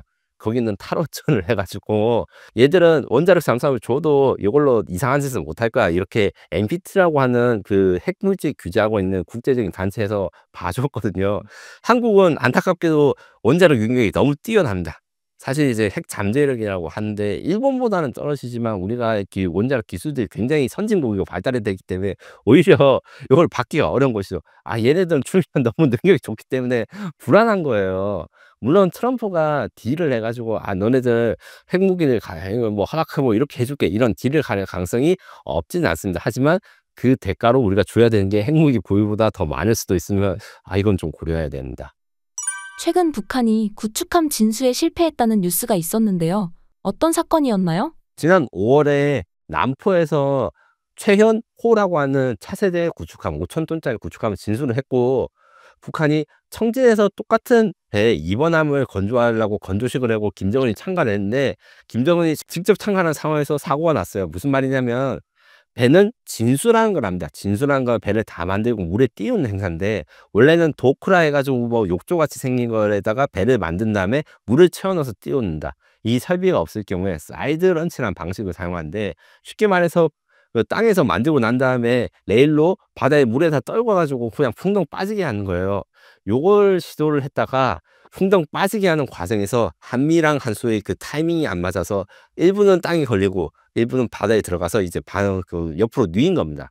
이 원인에 대해서 여러 가지 이야기를 하는데 기본적으로는 이게 미국의 프리덤급 구축함에서 쓰는 방식이에요. 엄청 터프하거든요. 이 거대한 배가 바다에 풍덩 빠질 때 막 파도가 올라가고 하는데 김정은이 이런 멋진 장면을 좀 원해 가지고 할 가능성이 있고 실제로 이번에 이제 좌초되지 않은 이게 완성된 이제 남포에 있는 그 최현호 같은 경우에 한번호가 51번인데 이게 미국의 이지스 구축한 한번호의 그 퍼스트십이 51번입니다. 일부러 그걸 노리고 만든 거예요. 우리도 이지스함이 있다. 51번 함이 있다. 유튜브 용어로 치면 가오라든가 멋을 너무 지중하는, 그러니까 쉽게 말해서 국가 이미지 향상을 해서 무기로 좀 이루어주려는 김정은이 욕심을 너무 부려서 한 사고인데, 이거를 연골이 휘어졌다 혹은 칭수 파공이 됐다 해서 거의 수리가 불가능하다는 이야기가 많았습니다. 김정은이 또 빨리빨리를 원해서 지금 최연함은 진수된 지 얼마 안 돼서 미사일을 발사했거든요. 이거는 세계 함정 건조사에 있을 수 없는 일입니다. 시험 평가를 굉장히 열심히 한 다음에 미사일을 발사해야지 사고가 안 나요. 그런데 아마 이제 이번에 자초된 청진을 구축한 경우에는 미사일이나 이런 무거운 장비들 다 갖춘 상태에서 이 밀다가 이제 균형이 안 맞아서 이렇게 갈라진 것 같고, 그 말인즉슨 레이더, 미사일 등 값비싼 장비들이 다 물을 먹었다, 바닷물을 먹었다, 이게 복구가 가능할 것인가. 근데 놀랍게도 복구를 했습니다. 최근 위성 영상으로 봤을 때 지금 최연함의 방수포를 덮고 묶어 가지고 그 기립하는 것이 성공했다, 이런 게 돼 있는데, 자세한 건 봐야 되고, 아마 이 기립이 그냥 멀쩡하게 세운 것이 아니라 부서진 상태의 선체를 바로 세운 것일 건데 사람으로 했어요. 그리고 확인되지 않은 뉴스에 따르면 이것을 해결하기, 눕혀져 있는 배를 세우기 위해서 러시아에서 크레인을 수입해야 된다, 이런 말을 한 사람이 수청당했다는 설이 있는데, 이건 확인은 되지 않고 이 탈북자 단체들의 그 소문입니다. 요까지는 그렇다 해도 사람 손으로 5,000톤이거든요. 5,000톤짜리 구축함을 줄로 당겨서 세웠다는 것 자체가 정말 말도 안 되는 일이고, 다만 대단하긴 하죠. 이게 근성과 이런 것들은. 문제는 전투함이라는 것은 그렇게 마음가짐을 만들거나 관리를 할 수 있는 게 아닙니다. 특히 이런 이 좌초 과정에서 함선의 허리라고 할 수 있는 용골이 휘어지거나 아니면 부서졌을 경우 사실은 버려야 됩니다. 이 구조 자체가 큰 문제가 있기 때문에. 그리고 위성 영상을 구현되기에 이게 좀 부서진 상태에서 세웠기 때문에 아마 김정은이 6월 안에 다 해결을 하라, 이렇게 지시를 해서 지금 무리하게 진행을 하는데, 실제 전투함으로 완성되기까지 시간이 좀 걸리거나 완성이 되더라도 좀 타는 사람들은 많이 불안할 것입니다. 북한이 러시아에 포탄을 준 대가로 판치르를 넘겨받았다고 하는데요. 판치르는 무엇이고 한국에 어떤 위협이 될까요? 판치르는 발달된 자주 대공 장갑차이자 근접 방어 시스템입니다. 이게 설명을 드리자면, 판치르라고 하는 거는 일종의 대공포인데 자주 대공포예요. 스스로 바퀴가 달려 있어 가지고 움직일 수 있고, 우리나라로 치면 이제 비호 복합 자주 대공포, 이게 경쟁자인데 성능이 좋습니다. 그 미사일과 기관포를 섞어서 쓰고 레이더도 좀 좋은 편이라서 사실은 우리가 몇몇 나라에 수출 경쟁을 했을 때 비호복합이 판치르한테 진 적도 있었어요. 그래서 러시아제 무기치고는 좀 인정받고 있는 무기체인데, 요게 북한에 이제 밀수출됐다는 그 유엔 보고서라든가 이런 연구 기관들이 있는데, 그래서 좀 위협이 되고, 실제로 제가 앞서 말한 최현호 이야기를 했을 때 최현호에는 이 판치르 기반 근접 방어 체계가 장착되어 있습니다. 근접 방어 체계는 이 함정의 마지막 그 수문장이라 할 수 있는데, 모든 요격 미사일의 장비가 다 망치되가 부서질 경우에도 미사일을 방어할 수 있는 기관포랑 레이더를 가진 체계인데, 러시아의 판치르는 이 자주 대공포로도 쓸 수 있고, 이걸 개조해 가지고 함선에다 얹으면 근접 방어 체계가 되는 거예요. 그래서 그 모양을 보니까 러시아 판치르랑 일단 너무 비슷합니다. 세부적으로 아주 확대를 해서 저 같은 사람이 그냥 봐 가지고 분석을 할 때 뭐 철판 두께라든가 이런 게 좀 차이 나는데, 구성이 너무 유사하기 때문에 아마 그 러시아 기술을 그대로 갔을 것이고, 요거 같은 경우에는 상당히 강력합니다. 드론 대응 능력이나 이런 것들에 대해서 좀 약점을 보여준 거 있어요. 왜냐하면 너무 느린 표정이나 레이더가 잘 안 잡힐 수 있습니다. 그거는 건 모르겠지만, 그래도 고속 미사일이나 이런 것들은 이미 요격 성능에 이런 게 우수한 성능을 가지고 있기 때문에 저는 다소 경계해야 되고, 이 북한은 또 예, 북한판 천궁이라 할 수 있는 별지 대공 미사일을 가지거나 북한판 토르라 할 수 있는 이제 신형 미사일들을 운용하고 있기 때문에, 요런 걸 좀 해결하기 위해서 우리나라의 공중 전력도 발전이 필요하다. 스텔스 성능이 업그레이드되고 이런 대공망을 무력할 수 있는 대공제압 무인기라고 있습니다. 지금 현재 추진되고 있는데, 요런 것들이 조속히 추진되어 가지고 북한이 좀 더 단단해진 대공방어막을 우리가 무너뜨릴 방법을 찾아야 됩니다. 마지막으로 신사임당 구독자분들께 한 말씀 부탁드립니다. 방위산업의 경우에는 텐션이 길고 그다음에 정부 정책의 영향을 많이 받습니다. 다만 이 상반기의 우리 방산주 흐름은 제가 말한 것과 다소 이제 반대로 갔는데, 결국에는 정부가 어떻게 열심히 우리 방위산업을 지정해 주고 그다음에 국가적인 프로젝트로 수출에 도전하고, 이런 것들이 우리나라의 그 방산 수출이 얼마나 성공하고 있느냐. 지금 차기 정부에서는 방산 수출 4대 강국을 목표로 하고 있는데, 이 4위라는 게 굉장히 어렵거든요. 우리 앞에 독일, 이탈리아, 프랑스를 다 이겨내야지 우리가 4강에 들어갈 수 있습니다. 그리고 우리 외에 미국, 중국, 러시아 이분들은 다 핵무기를 몇백 발씩 가지고 있는 초거대 국가들을 다음으로 우리가 방사 수출을 진행한다는 목표를 가지고 있기 때문에 많이 도전적이지만 우리 시청자분들이 우리 한국 방사에 대한 지지와 관심 그리고 냉정하게 관찰해 주시는 게 있다면 아마 그 목표도 달성하고 한국 방산주의 성장도 이제 견조하게 유지될 것이라 생각합니다.